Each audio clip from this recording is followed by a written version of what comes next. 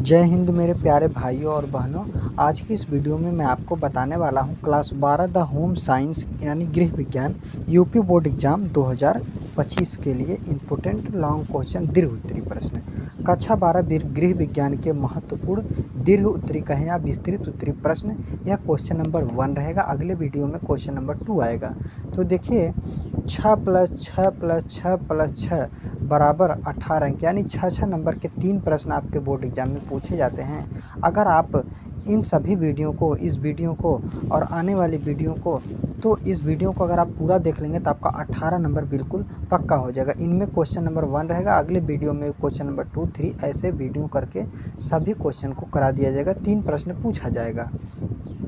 यह प्रश्न नंबर कितने के अंतर्गत? प्रश्न नंबर 16, 17, 18 3 के अंतर्गत पूछा जाए। प्रश्न नंबर 16, 17, 18 इनमें 6 नंबर के 3 प्रश्न पूछे जाएंगे। और कितने शब्दों में? आपको मात्र 100 शब्दों में लिखना है, यानी 1.5 पेज या 2 पेज लगभग लिखना है। और आप देखिए, अगर आप चाहते हैं होम साइंस में, गृह विज्ञान में आपका 70 में 70 नंबर पूरा है, तो आप हमारे वीडियो को पूरा देख कर जाइए।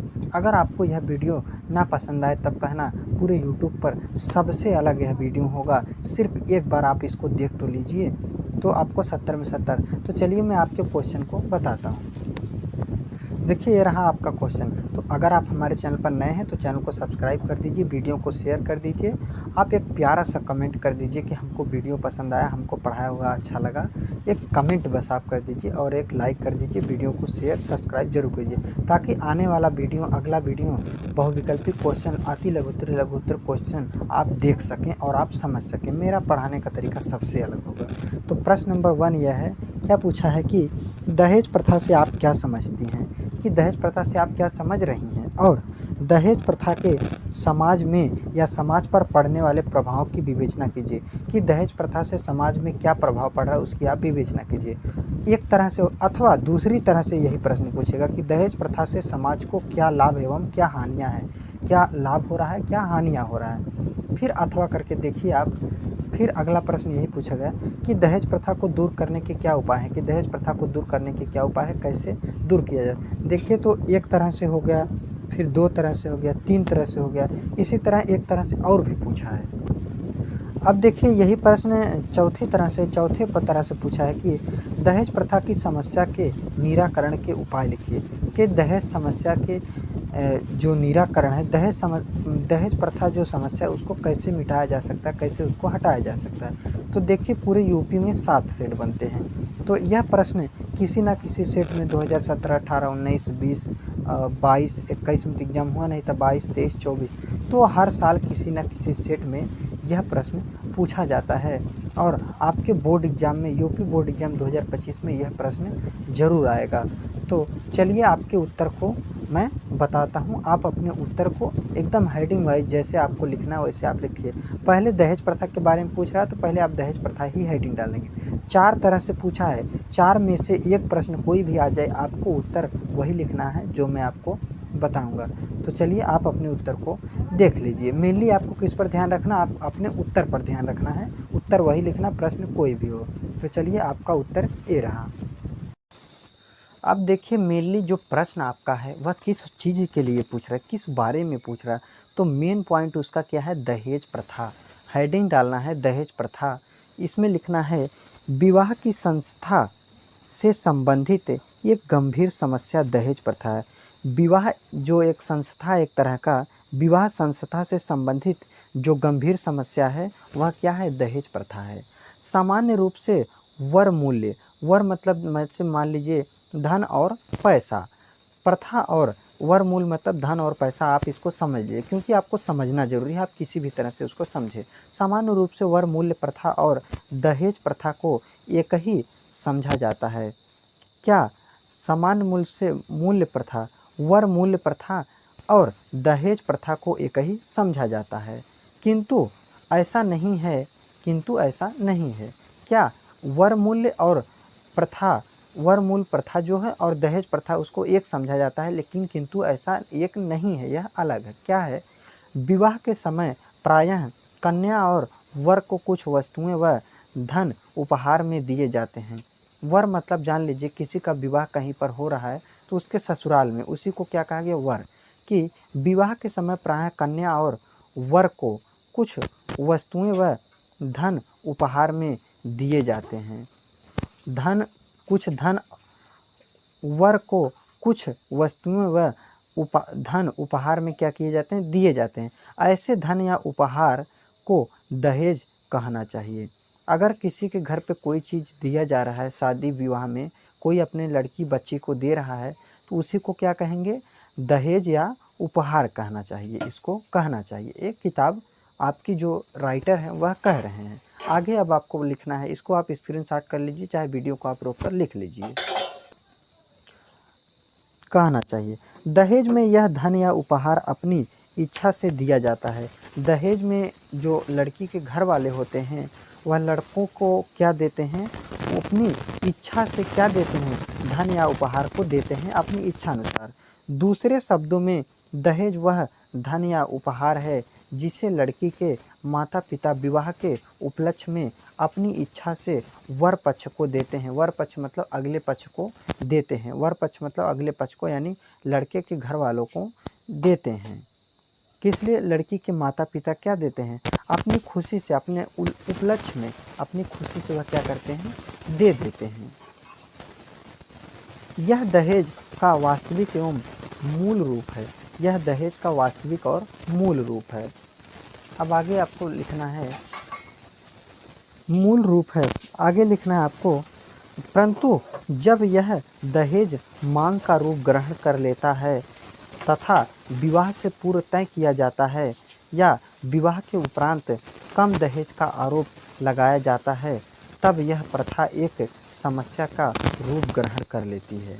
देखिए क्या कह रहा है कि परंतु जब जो दहेज है अगर मांगा जा रहा है तो वह एक क्या रहा है, अगर मांग का रूप ग्रहण कर लेता है, अगर मांगा जा रहा है और विवाह के पूर्व और विवाह से पहले तय किया जा रहा है कि हमको दहेज इतना चाहिए, या विवाह के उपरांत या विवाह के समय यह आरोप लगाया जाए, कहा जाए कि हमको दहेज कम मिल रहा है, तब यह प्रथा क्या कर सकती है, एक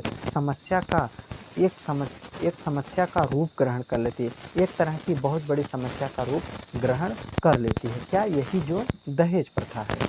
अब आपको इतना स्क्रीनशॉट कर लेना है और लिख लेना है, और आगे आपको थोड़ा सा और देखिए, ग्रहण कर लेती है समस्या का रूप। आगे लिखना है, व्यवहारिक रूप से इसी समस्या को दहेज प्रथा कहते हैं। व्यवहारिक रूप से इतना जो मैं आपको पढ़ाया, जो मैं आपको बताया, यही जो समस्या है इसी को क्या कहते हैं, दहेज प्रथा। तो देखिए मैं आपको एक हेडिंग एक पेज में बता दिया, बड़ा सा पेज में, लेकिन आपको इतना बड़ा नहीं लिखना है, आपको इसी में समझकर कम से कम इसको आधा ही पेज कर देना है। आगे और भी आपको लिखना है, तो ज़रूरी नहीं कि मैं जितना बताऊं आप उतना पूरा लिख कर आएँ। मेरा मतलब है आपको मैं जब समझा रहा हूं जो वो आप समझ जाइए। आप समझने के बाद आप जाकर वहां पर लिख दीजिए, तो आपको पूरा नंबर वहां पर जितने नंबर का आपका रहेगा उतना नंबर आपको पूरा दे दिया जाएगा। अगला हेडिंग अब आपको डालना है, क्या लिखना है, दहेज प्रथा से लाभ। आप अब क्या लिखेंगे, देखिए आप लिखेंगे दहेज प्रथा से लाभ। देखिए यह जो गृह विज्ञान होम साइंस है, यह क्या लड़की और लड़के दोनों पढ़ सकते हैं। तो इसमें कोई भी, देखिए कोई भी किसी तरह का नहीं है, कोई भी किसी तरह का भेदभाव नहीं। आप आराम से इसको पढ़िए, क्योंकि हर आदमी क्या है, स्वतंत्र है, समानता का अधिकार है। हर आदमी जो चाहे वह पढ़ सकता है, जो चाहे वह अपने जीवन में बन सकता है। तो अगर आपको वीडियो पसंद आए तो बिना सब्सक्राइब किए मत जाइएगा। आपको कोई भी प्रश्न ना समझ में, आपको पढ़ने में दिक्कत हो रही है तो आप मुझे कमेंट कीजिए, मैं आपको उस टॉपिक पर वीडियो बनाकर दे दूँगा। तो देखिए दहेज प्रथा से लाभ क्या है। पहला पॉइंट हेडिंग डालना है, स्त्री शिक्षा। स्त्री शिक्षा या महिला शिक्षा, यही आप समझ लीजिए। हेडिंग डाल के लिखना है, अधिक वर मूल्य के कारण जब लड़कियों का विवाह जल्दी नहीं हो पाता है तो इससे लड़कियों को शिक्षा प्राप्त करने तथा अपने व्यक्तित्व के विकास का अवसर मिलता है। देखिए अधिक वर, अगर धन कम है, पैसा कम है और जल्दी विवाह नहीं हो पा रहा है, वह लड़की क्या कर सकती है, वह पढ़ सकती है और अपना पढ़ने के बाद वह क्या कर सकती है, शिक्षा प्राप्त कर सकती है, और शिक्षा प्राप्त करने के बाद अपने ज्ञान, अपने व्यक्तित्व को विकास कर सकती हैं और वह बढ़ा सकती हैं। इससे क्या मिलता है, अवसर मिलता है। अब आपको आगे इतना स्क्रीनशॉट कर लेना है, उसके बाद आगे आपको लिखना है, चाहे आप वीडियो को रोक कर चाहे आप स्क्रीनशॉट करके आप इसको लिख लीजिए। आगे आपको लिखना है, अवसर मिलता है जिससे शिक्षित लड़कियों के लिए दहेज प्रथा की समस्या इतनी अधिक सामने नहीं आ पाती है।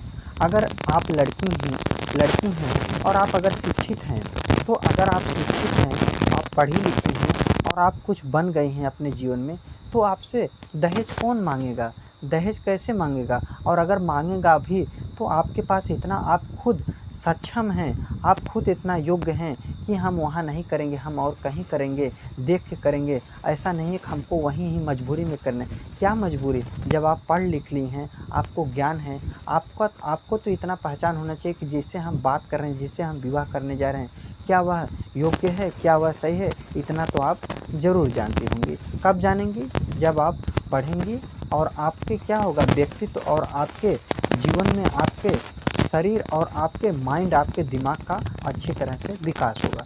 तो ये था स्त्री शिक्षा। अब आपको दूसरा हेडिंग डालना है, बाल विवाह पर रोक। दूसरा हेडिंग क्या डालना है, बाल विवाह पर रोक। देखिए बाल विवाह क्या होता है। पहले क्या होता था कि छोटे ही कम से कम 6 से 7-8 साल की उम्र में क्या होता था कि विवाह हो जाता था और लगभग 12-13 साल में ही जो लड़की होती थी वह अपने घर चली जाती थी। तो ऐसा क्या होता है, जब किसी का शादी 12 से 13 साल में, 9 साल, 10 साल, 11 साल में अगर हो जाएगा, तो वह सोचिए वह कितना पढ़ सकता, बहुत पढ़ेगा, 4-5 तक 6 तक पढ़ सकता है, उससे ज़्यादा कहाँ पढ़ सकता है।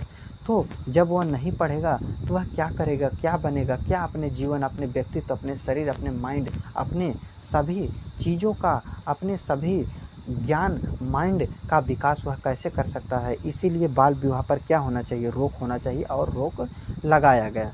तो पहले ऐसा होता था, लेकिन अब नहीं, अब ऐसा नहीं। अब कम से कम लड़की का उम्र कितना होना चाहिए, 18 और लड़के का कम से कम 23 होना चाहिए। फिर आगे देखिए है, अत्यधिक वर मूल्य के कारण अनेक व्यक्ति अपनी लड़की का विवाह जल्दी नहीं कर पाते, इससे बाल विवाह की कुप्रथा समाप्त होती है। अब देखिए बाल विवाह की जो कुप्रथा है वह कैसे समाप्त होती है, एक तरह से कि अगर कोई व्यक्ति है, वह क्या है, गरीब है, वह पैसा इतना नहीं रखें, इतना नहीं कमा पाएँ कि वह दहेज दे लें और अपनी लड़की की शादी कर लें, तो उनके शादी में क्या होता है कि लेट होता है। तो एक तरह से जो कुप्रथा, मतलब जो प्रथा चलाई गई थी, तो उस प्रथा में क्या आएगी, गिरावट आएगी।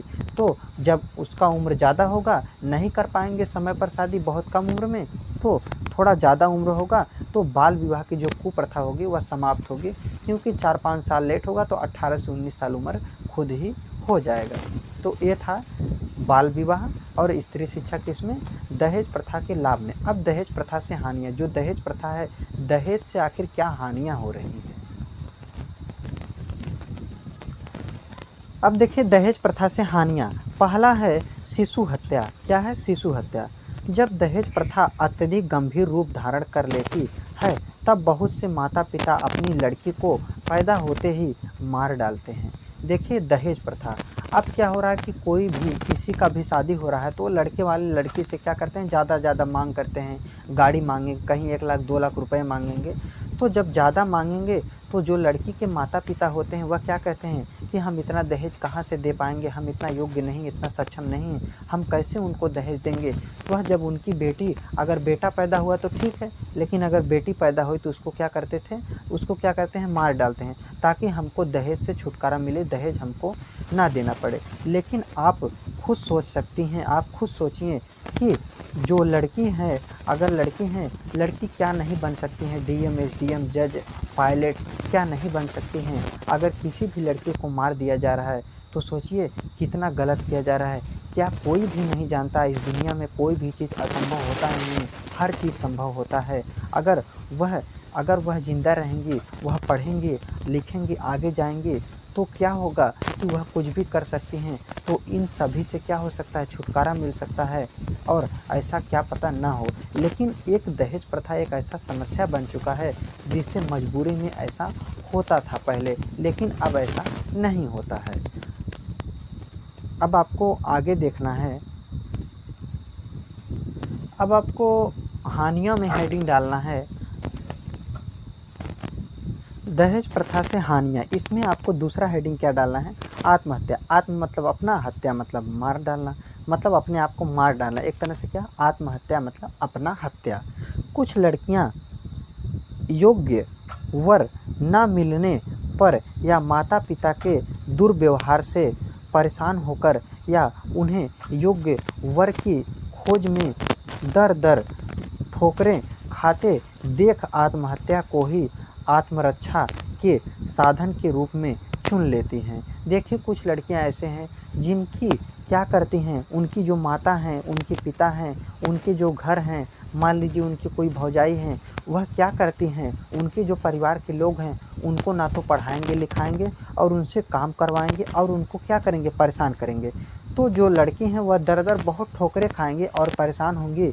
फिर एक दिन उनका दिमाग कहेगा यार जीने से अच्छा है मर ही जाए, तो ऐसा उनके मन में विचार आता है। और उसके बाद वह क्या, जो वर मतलब कोई अच्छा, मान लीजिए कोई खोजा गया वर, मतलब कोई मान लीजिए किसी लड़के का घर खोजा गया, इस उनका विवाह कराएंगे, अगर वो भी ठीक नहीं है, वो भी परेशान कर रहे हैं, वो भी गलत हैं, वहाँ भी जाने के बाद क्या हो रहा है कि सास ननद में झगड़ा, एक तरह से वो भी अगर दारू पी कर आए और किसी भी तरह का नशा करके आए, परेशान करे, हल्ला झगड़ा हो परिवार में, तो लड़कियां क्या होती हैं, अपने आप को आत्मरक्षा के साधन के रूप में क्या करती हैं, जब उनको समस्या होगी तो अपने आप को क्या साधन मानती हैं कि हमारा सबसे अच्छा रास्ता यही कि हम मर जाएं, अपना आत्महत्या कर लें।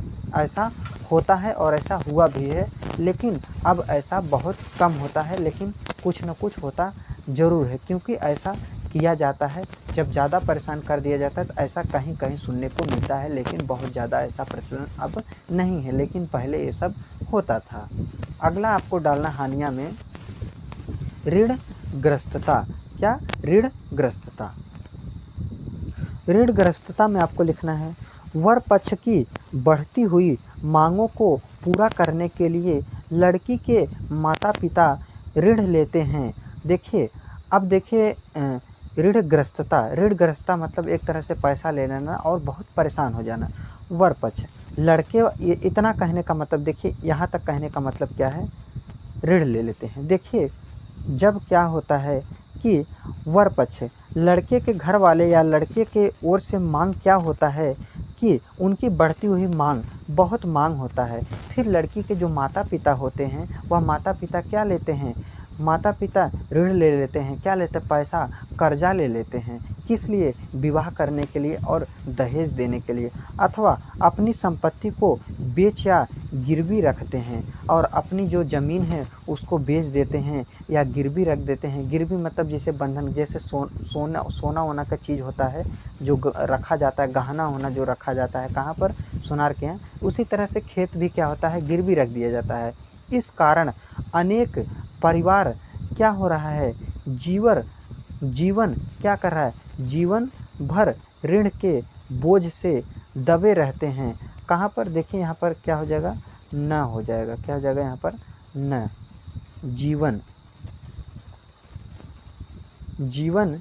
जीवन भर ऋण के बोझ से दबे रहते हैं। अब अपनी लड़की की शादी के लिए क्या कर लिए, वह ले लिए, या तो खेत रख दिए, गिरवी रख दिए, या कर्जा ले लिए। अब शादी तो हो गया और जहाँ पर गई शादी करके उनको जो दहेज दिया गया वहाँ वाले तो बहुत खुश हैं, हमको मिला।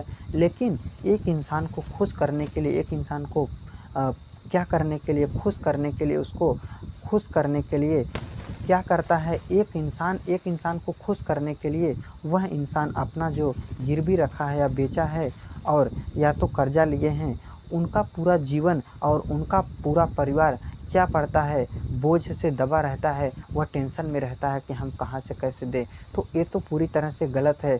अगर हम किसी का लेकर खुश हैं और वह व्यक्ति, उसका परिवार दुखी है, वह व्यक्ति दुखी है, तो ऐसा जीवन और ऐसा लेन देन से क्या ही फ़ायदा है, क्या ही मतलब है। ये तो एक तरह से किसी पाप से कम नहीं है। अब आपको हानिया में चौथा हेडिंग डालना है। क्या डालना है, देखिए बेमेल विवाह मतलब कि मेल नहीं बैठ रहा है, तब भी क्या हो रहा है, विवाह हो रहा है। देखिए बेमेल विवाह, दहेज की मांग पूरा ना कर सकने के कारण माता पिता अपनी कन्या का बेमेल विवाह क्या करते हैं, बेमेल विवाह तय करने के भी तैयारी हो जाते हैं। तय क्या करने के, विवाह तक करने को भी तैयार हो जाते हैं। जैसे देखिए क्या है कि यहाँ पर क्या करा है, दहेज की मांग पूरा न कर सकने के कारण माता पिता अपनी कन्या का बेमेल विवाह तक करने को भी तैयार हो जाते हैं। अगर मान लीजिए कोई माता पिता हैं और दहेज की जो मांग है वो पूरा नहीं कर सक रहे हैं, तो वह अगर बेमेल विवाह तक करने को भी तैयार, मेल नहीं बैठ रहा है, वह व्यक्ति सामने वाला ठीक नहीं है, लेकिन मजबूरी में क्या करते हैं कि वह विवाह करने के लिए तैयार हो जाते हैं। जैसे उदाहरण क्या है, जैसे बंगाल तथा बिहार में बेमेल विवाह के अनेक उदाहरण मिलते हैं। बंगाल और बिहार में क्या होते हैं, अनेक उदाहरण मिलते हैं ऐसे जो बेमेल के विवाह हुए हैं। तो देखिए अगला हेडिंग आपको क्या है, दहेज प्रथा को दूर करने के उपाय। अब दहेज प्रथा को दूर करने के क्या उपाय हैं, कैसे दूर किया जा सकता है इसको।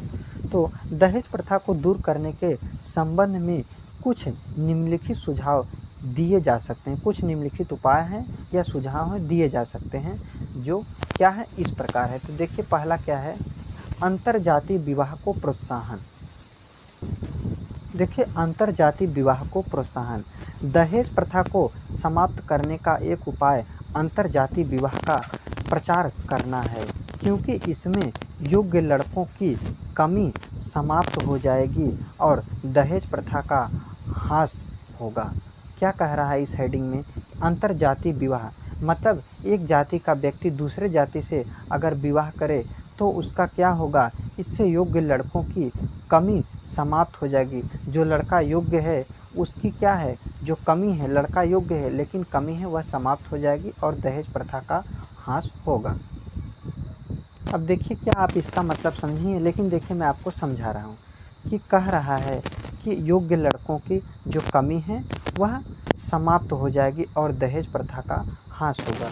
को देखिए योग्य लड़के, मान लीजिए किसी जाति है, कोई जाति, उसमें योग्य लड़के ज़्यादा हैं या कम हैं या ज़्यादा हैं। अगर मान लीजिए ज़्यादा है तो योग्य लड़के ज़्यादा हैं, तो क्या हो रही, लड़कियों की कमी हो रही, लड़की योग्य नहीं है यानी उसका कमी हो रहा है। तो अगर हर जाति में कोई एक जाति का आदमी दूसरे जाति में अगर विवाह कर रहा है, उसको प्रोत्साहन दिया जा रहा है, इस हेडिंग के द्वारा बताया जा रहा है। अगर कर रहा है, एक जाति का व्यक्ति दूसरे जाति में अगर शादी कर रहा है तो उससे क्या होगा कि एक जाति में तो योग्य लड़के क्या थे, कम थे, लेकिन अगर हर जाति में होने लगेगा तो ऐसा क्या होगा कि लड़कों की जो होगी योग्यता होगी, जो योग्य होंगे वो बहुत लड़के हो जाएंगे। यानी एक तरह से लड़कों की योग्यता की जो कमी है समाप्त, जो कम योग्यता है, मतलब क्या है कि जो लड़कों की, जो योग्य लड़कों की संख्या कम है, जो कम है वह क्या हो जाएगी, समाप्त हो जाएगी। तो बहुत लड़के योग्य हो जाएंगे और जब बहुत हो जाएंगे तो ऐसा यह दहेज प्रथा जो है वह ह्रास होगा और समाप्त होगा। लेकिन जब अगर कम रहेंगे तो वह क्या कहेंगे कि हम योग्य हैं, हमको दहेज चाहिए, तो इससे भी हो सकता है। अगला क्या है, लड़कों को स्वावलंबी बनाने का प्रयत्न। दूसरा पॉइंट क्या है, जो क्या है कि दहेज को रोकने का उपाय है, दहेज को कैसे रोका जा सकता है। तो लड़कों की उचित शिक्षा और उसके पश्चात उन्हें योग्य पदों पर नियुक्त होने का अवसर देने से योग्य वरों की संख्या बढ़ जाएगी। अब देखिए वरों की संख्या बढ़ जाएगी, यानी स्वावलंबी बनाने का प्रयत्न, यानी लड़कों को अमीर बनाने, बड़ा बनाने और उनको क्या है एक तरह से रोज़गार देने का प्रयत्न किया जा रहा है। यहाँ पर इसका मतलब समझ लीजिए एक तरह से रोज़गार। तो लड़कों को अगर उचित शिक्षा मिले, उसके पश्चात उनको वो योग्य पदों पर नौकरी मिले, तो लड़कों की जो नौकरी की संख्या वह बढ़ जाएगी और उनके पास पैसा होगा और वह योग्य हो जाएंगे। तो इससे क्या होगा कि दहेज प्रथा जो है उससे भी कम हो सकता है। लेकिन जिसको लेना है, चाहे वह कामयाब हो चाहे वह कामयाब ना हो, वो लेगा ही लेगा, और जिसको नहीं लेना है उसके पास कुछ भी नहीं होगा तो वह ऐसा नहीं करेगा। वह सिर्फ चाहेगा कि हमारे घर कोई लड़की आ जाए शादी ब्याह कर, बस, उससे ज़्यादा हमको कुछ नहीं चाहिए। तो जिसको लेना है वो लोग लेगा, जिसको नहीं लेना वो नहीं लेगा।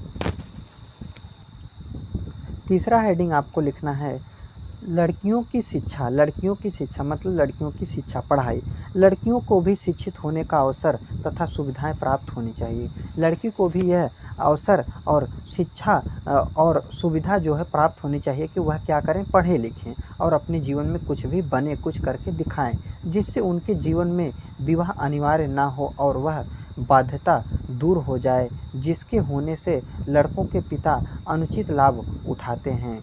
क्या है कह रहा है कि इस हेडिंग के द्वारा क्या कहा गया कि लड़कियों को भी विवाह एक तरह का अनिवार्य ना बने। जब वह पढ़ लिख लेंगी तो ऐसा नहीं होगा कि उनको विवाह ही करना पड़ेगा, तो वह पढ़ लिख कर अपना परीक्षा देती रहेंगी, तैयारी करती रहेंगी, कुछ ज़रूर अपने जीवन में करती रहेंगी। और लड़कों के पिता जो है अनुचित लाभ उठाते हैं, और जो लड़के हैं उनके पिता हैं क्या है, अनुचित लाभ, बहुत तरह के लाभ उठाते हैं लड़कियों के घर से। लेकिन जब वह कामयाब हो जाएंगी, वह अपने जीवन में कुछ कर जाएंगी, तो उनको ऐसा मौका नहीं मिलेगा, क्योंकि ऐसा मौका तभी लेता है कि जब लोग, देखिए इंसान उसी को दबाता है जिसको जानता है कि हम दबा सकते हैं, लेकिन जब दबा नहीं पाएंगे तो दबा भी नहीं सकते हैं। आपको नेक्स्ट हेडिंग डालना है। चौथी हेडिंग क्या है, उपाय दूर करने का उपाय में कानूनी हल। कानूनी हल मतलब कानून, एक तरह से कानूनी हल। कानून मतलब सरकार ने क्या कानून बनाया। अनेक समाज सुधारकों के अनुसार दहेज प्रथा जैसी बुराई की समाप्ति के लिए सरकारी कानूनों का पारित होना पहला कदम है। जो बहुत सारे समाज सुधारक हैं और वह क्या हैं, उनका कहना था कि सबसे ज़्यादा ज़रूरी है कि समाज में जो बुराई है दहेज प्रथा, उसको समाप्त करने के लिए कानून बनाना पहला कदम है, बहुत ज़रूरी है। दहेज प्रथा को समाप्त करने के उद्देश्य से भारत सरकार ने दहेज निरोधक अधिनियम 1961 पारित किया है। पूछे जाएगा प्रश्न ऑब्जेक्टिव में कि दहेज निरोधक अधिनियम कब पारित हुआ, 1961 ईस्वी में पारित हुआ। इस कानून को पारित करने के साथ साथ इसे दृढ़ता से लागू करने की आवश्यकता है, और इसे बहुत ज़रूरी और बहुत कठोर एक तरह का कानून बनाकर इसको लागू करना बहुत ज़रूरी है। तो देखिए, ये रहा आपका गृह विज्ञान का होम साइंस कक्षा 12 का आपका लॉन्ग क्वेश्चन, दीर्घोत्तरी प्रश्न। अगर आप इस वीडियो को पूरा देख लेते हैं तो आपका, देखिए आपको ऐसा नहीं करना है कि हमको 4 पेज 5 पेज में नहीं, आपको बस या तो 1.5 पेज या आप 2 पेज उसमें लिख कर आइएगा आप बोर्ड एग्ज़ाम में। बस आपको ऐसा नहीं, पूरा नहीं लिखना, आपको समझ कर जो मेन पॉइंट है, जो ज़रूरी है उसको आप, मतलब आपको हेडिंग में 20-25 शब्द, आपको हर हेडिंग में 30 शब्द ऐसे आपको डालते चला जाना है, और आपका 100 से 150 शब्द हो जाएगा। 100 शब्द होगा तब भी आपको वहाँ पर जितना नंबर का आपका क्वेश्चन रहेगा उतना नंबर आपको पूरा मिल जाएगा। तो ये रहा आपका प्रश्न, यह प्रश्न नंबर 1 था। आप वीडियो को, हमारे चैनल को सब्सक्राइब कर लेंगे, तो सब्सक्राइब करने के बाद आपका जो दूसरा क्वेश्चन जब मैं कराऊंगा तो आप तक मैसेज चला जाएगा, और बहुविकल्पी, अतु लघुत्तरी, लघु उत्तरी सभी प्रकार के प्रश्नों को यहाँ पर हल कराया जाएगा। आप हमारे चैनल से जुड़े रहिए। तो अगर आपको वीडियो पसंद आया हो, मैं जिस तरह से आपको समझा कर, देखिए यही क्वेश्चन को कुछ लोग ऐसे होंगे जो 5 से 10 मिनट में ख़त्म कर देंगे, लेकिन इसको बताने में आपको लगभग आधा घंटे लग गए, अब 26 से 27 मिनट लग गए, लेकिन आपको मैं पूरा एकदम आपके दिमाग में छाप दिया हूँ कि आप जाकर बिना पढ़े, बिना याद किए आप बनाकर भी इसको आप अपने बोर्ड एग्ज़ाम में लिख सकते हैं, ताकि आपको कोई भी समस्या ना हो। देखिए यह 17-18 नंबर पर 6 नंबर का 3 प्रश्न पूछा जाएगा। देखिए लॉन्ग क्वेश्चन यानी दीर्घ उत्तरी प्रश्न याद करने से क्या फ़ायदा होता है, दीर्घ उत्तरी के नीचे लघु उत्तरी आता है और अति लघु उत्तरी आता है, बहुविकल्पी आता है। तो अगर बड़ा याद कर लिया जाए तो तीनों चारों प्रश्न तो आपका तैयार हो गया यहीं से। इसीलिए मैं आपको पहले बड़ा क्वेश्चन करा दे रहा हूँ, फिर छोटा भी अगले वीडियो में करा दूंगा। अभी अगले वीडियो में आपका क्वेश्चन नंबर 2 आएगा। इसी तरह से 10 से 15 क्वेश्चन करा दिया जाएगा, जिसमें आपका पूरा 18 नंबर पक्का हो जाएगा। और सभी वीडियो को कराते कराते 70 में 70 में आपको पूरा दिलाऊंगा। होम साइंस, गृह विज्ञान कक्षा 12 में अदर सब्जेक्ट भी आपका हैं तो आप कमेंट कीजिए, उस पर मैं वीडियो बनाकर इम्पोर्टेंट क्वेश्चन आंसर बनाकर मैं आपको, और मेरा यही उद्देश्य रहता है कि किसी भी प्रश्न को बताओ, किसी भी चीज़ को पढ़ाओ तो उसको समझ में आना चाहिए। ऐसा नहीं मैं आपको दिखा दूँ और आप इसको लिख लें, नहीं, पहले आपको समझ में, जब समझ में आ जाएगा तो उसको याद करने की ज़रूरत ही नहीं पड़ेगी, वह ऑटोमेटिक याद हो जाएगा और ऑटोमेटिक क्या हो जाएगा, बोर्ड एग्ज़ाम में आप आराम से लिख सकते हैं। देखिए आपको अच्छा नंबर कैसे बोर्ड एग्ज़ाम में लाना है, सब तरीका बताया जाएगा, लेकिन आपको क्या ध्यान रखना है, एक पेज, या अगर आपका इंग्लिश भी है तो एक पेज हिंदी, एक पेज इंग्लिश आप रोज़ राइटिंग लिखिए। अगर आपका इंग्लिश सब्जेक्ट नहीं है तो आप हिंदी का ही 1 से 2 पेज प्रतिदिन राइटिंग लिखिए। और पढ़ाई लिखाई में टाइम टेबल नहीं है, टाइम टेबल बना लीजिए, टाइम टेबल भी इस पर अपलोड कर दिया गया है इस चैनल पर। टाइम टेबल से आपने मन से टाइम टेबल बनाकर आप पढ़िए। अगर उस टाइम टेबल में 1 से 2 दिन 3 दिन छूट जाता है तो कोई घबराने की बात नहीं है, क्योंकि जो चला गया वो नहीं आएगा, लेकिन जो है उसमें कुछ भी किया जाता है। तो आज के लिए बस इतना ही मेरे प्यारे भाइयों और बहनों, मिलते हैं आपके साथ कल की वीडियो में। जय हिंद, जय भारत।